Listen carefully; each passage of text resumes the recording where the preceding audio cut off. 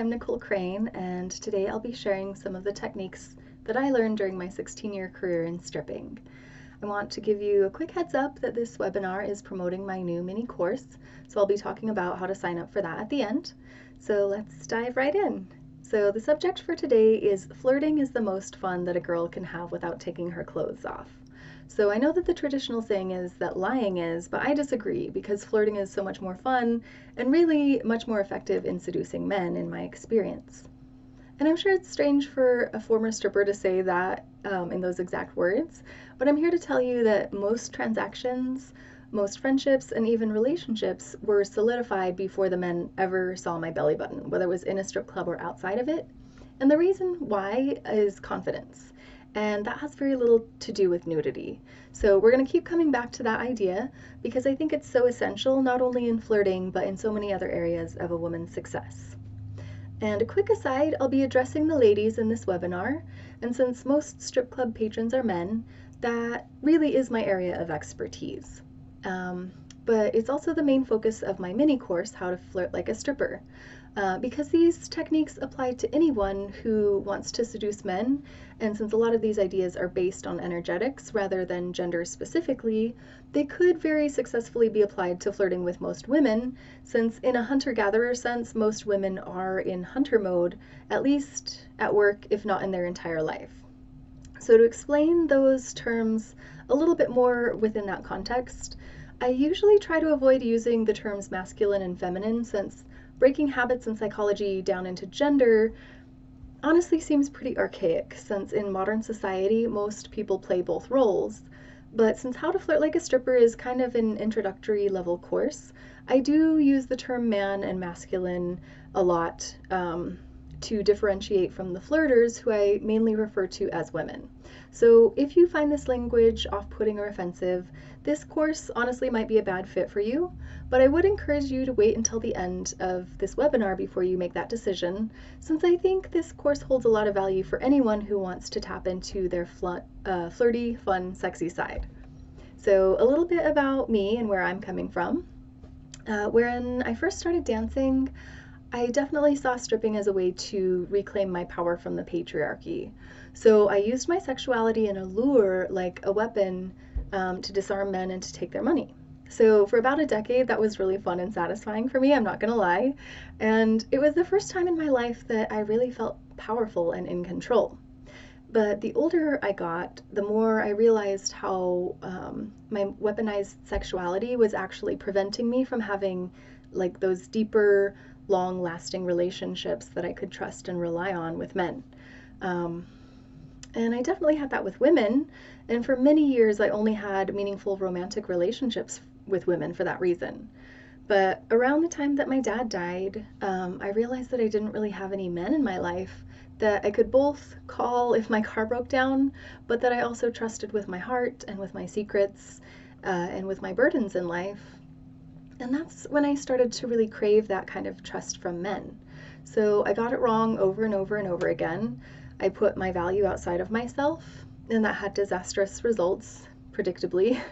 Not only did I play a huge role in breaking my own heart, but because I was basing my success in life and my value as a person off of my relationships, I felt like I was a failure in life and that I wasn't worth anything. So honestly, it was only through studying men and being in the company of women who really just like walk through the world like queens that I saw something else was even possible.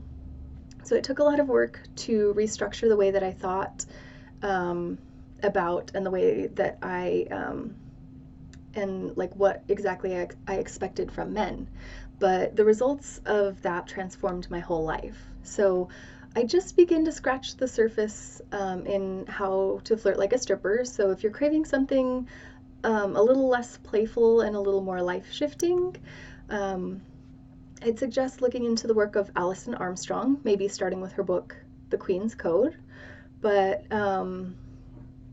going back to my own story, after I knew that men really just wanted to please women and be seen as heroes, I started to see it in my own world. So if I gave the men at my club the chance to open the door for me, or if I told them that getting a private show with him saved my night because I was too much in my head, like on the floor before he came in, it really gave those men a chance to see me in a different light. And the way that they treated me was like drastically different than what I'd been accustomed to in that setting. So men were gentler, they were more attentive, they were kinder, they were more emotionally supportive of me, and they like genuinely seemed invested in my success and my happiness. So there were actually so many nights that I left work on cloud nine, not just because I'd made good money, but also because I felt like I'd really helped someone, or that I'd like really forged a real connection with someone, despite the element of fantasy that's built into that industry. So despite all the nakedness and glamour, that those men had really seen me, and because of that, they allowed me to really see them as well. So the reason that I share this part of my journey is because I think that part of the fun of flirting is winning. And it's only really winning if you get a real prize, not a bronze medal, right? So I go over a few of the techniques of how to weed out the losers, the bad matches, in the pursuit of saving your time and your energy and effort for the real catches, like the gold medal guys, right? And I'm not judging if your flirting is kept to a catch and release form. There's nothing wrong if you want to keep it casual, right? But if you want to start bridging that gap from getting a man's attention and casually flirting to the tools that I teach and the techniques that I teach in my course will also get you ready to start dating. So you might be telling yourself you're beautiful, confident, and you have all this experience. Like, why would these techniques work for me? I'm not good with men, right?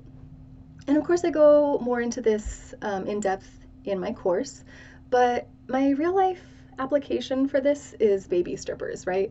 So that's a term that we use for new girls who are like teetering around on their little stilettos and like not charging enough for their shows because they don't trust that they can deliver the value of the full price, and generally just kind of like exuding poor self-esteem, right? We've all seen them. And the sad thing is that guys love that.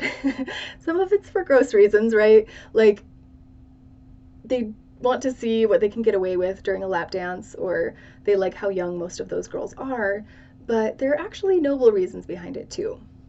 Like they see that those girls aren't making as much money and they want to help them, or they like the freshness of their optimism, since a lot of the more seasoned dancers tend to develop a hardness over time, and the new girls don't really have that yet. They're still open and they still encourage that male attention. They're still kind even in their rejections. So since all women come into the industry as like civilians, this translates pretty directly to flirting and dating outside of the sex industry too. So being new on the dating scene is a huge advantage. Not only are most of the guys who've been looking for someone for some time excited to see a new face, but you also have that fresh, optimistic energy.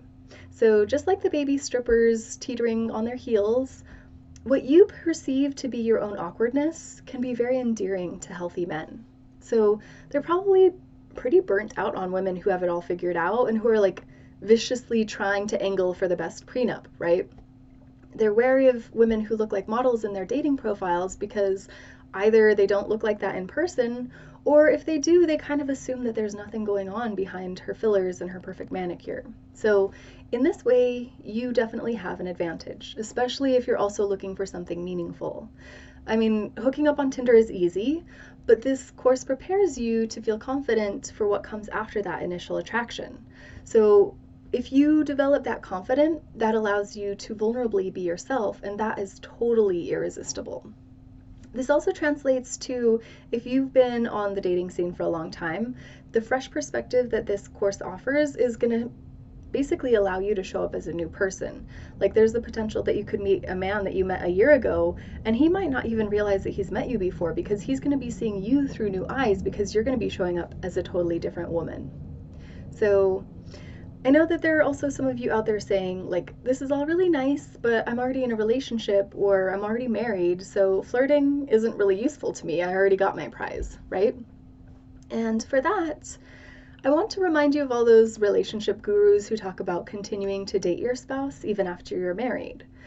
Well, this is even more crucial, honestly, and it's actually easier to implement than comparing and adjusting both of your schedules to accommodate a date night.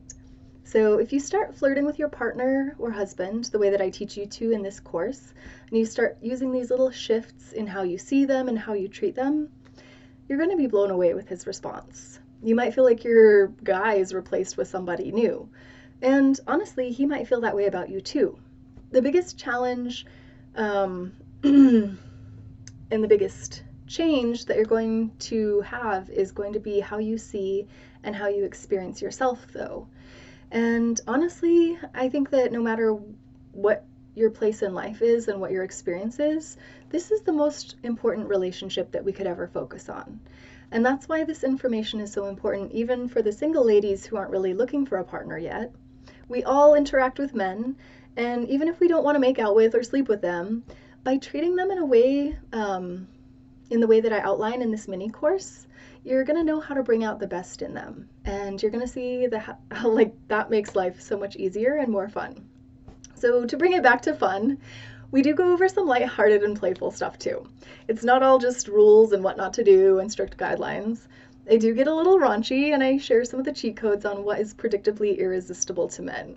And honestly, that turns me on because turning people on turns me on. So the idea that I'm like spreading my sphere of influence and teaching these tricks kind of turns me on too. So the secret sauce is really in building your confidence though, and knowing yourself to the level that you're aware of what turns you on, what turns you off, and really having the ovaries to tell your partner or potential partner what those things are, which in turn makes it easier for him to make that happen for you.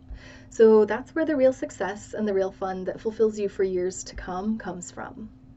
So in conclusion, I'm opening up this course on July 7th. There is a link below, so you can sign up for that. And this has been really, really fun, so thank you for tuning in, and I hope to see you in my course. Sending you so much love. Mwah. Bye.